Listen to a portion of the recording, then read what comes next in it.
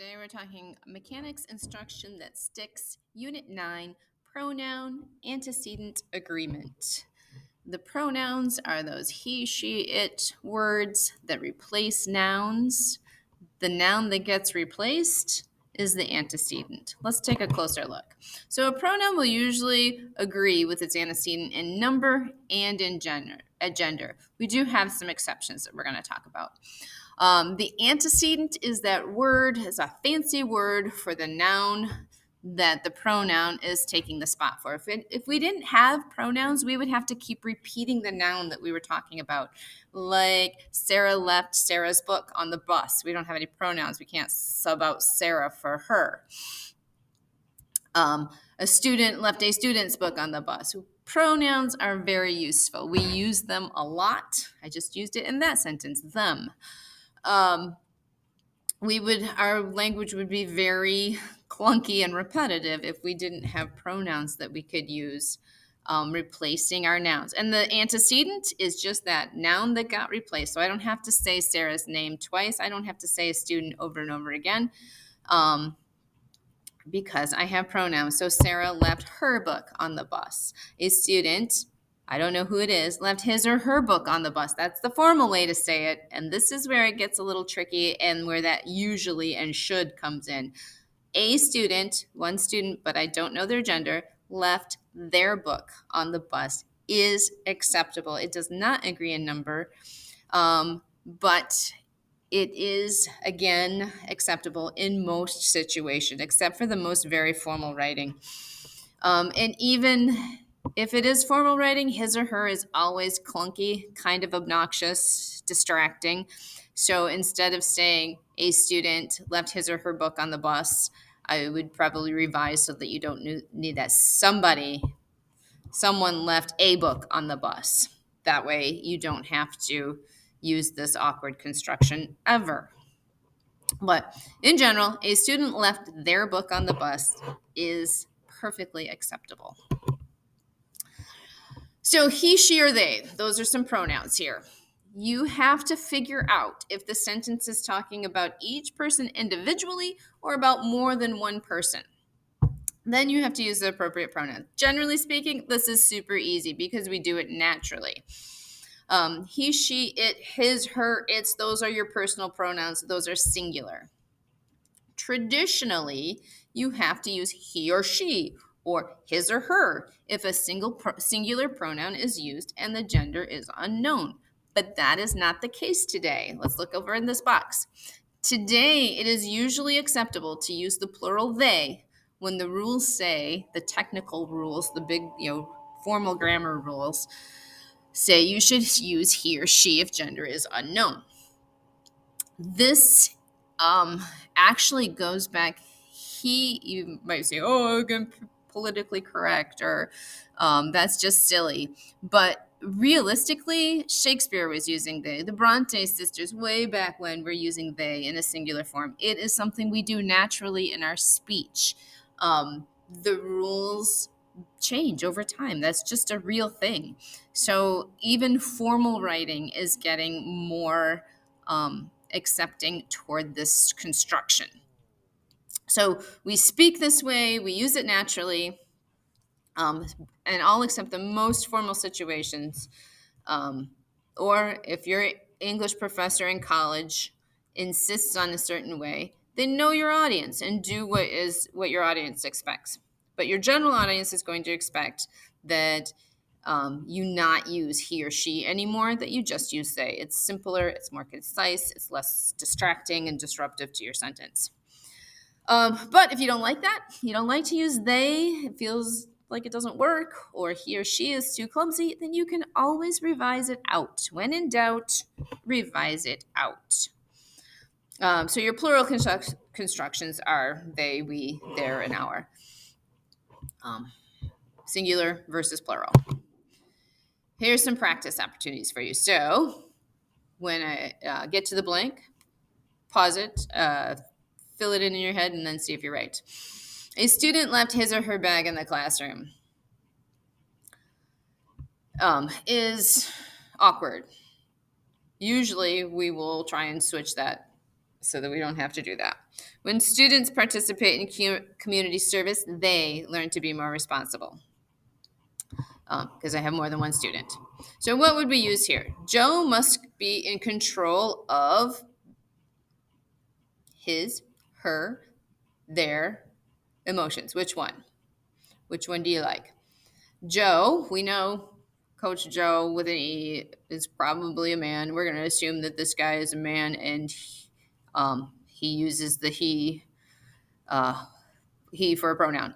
So Joe must be in control of his emotions. Coach Lisa, she is a woman, must be in control of her emotions. A coach, any coach, in general, no genders identified, must be in control of his or her is the technical correct way.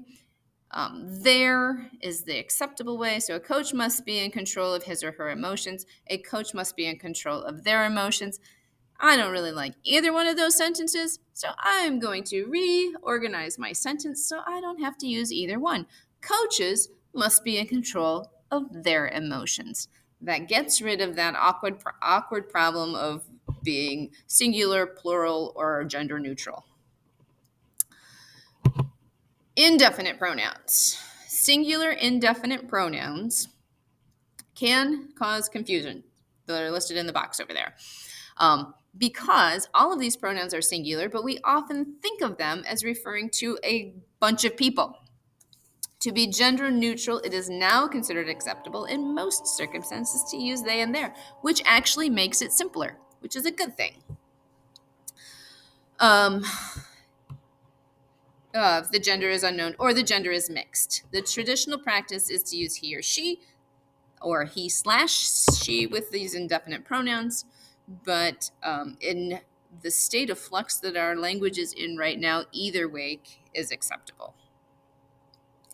They're becoming more acceptable than the he/she combo. So, for example, the workers, plural, need to give their best effort. That is the better option. Each of the workers needs to give his or her best effort. Less optimal because it's kind of clunky. Each of the workers needs to give his or her or their best effort. Each one is right. Kara and Louisa brought their phones. That is the better option. Neither Kara nor Louisa brought her phone, or you can use neither Kara nor Louisa brought their phone. Her works unless Kara or Louisa prefers they as their pronouns. Andrea left her book in Mr. Stark's room. If the gender is unknown, use they.